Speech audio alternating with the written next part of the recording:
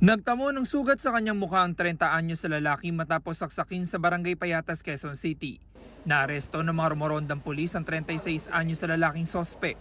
Lumabas sa imbestigasyon ng pulisya na hindi magkakilala ang dalawa. Pumunta lang daw sa lugar ang lasing na sospek dahil hinahanap niya ang isang alias pangit na umano'y karelasyon ng kanyang kinakasamang babae.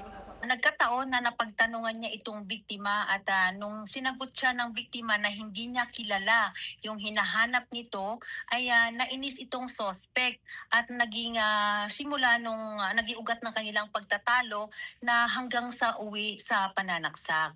Nabawi mula sa sospek ang ginamit na kitchen knife.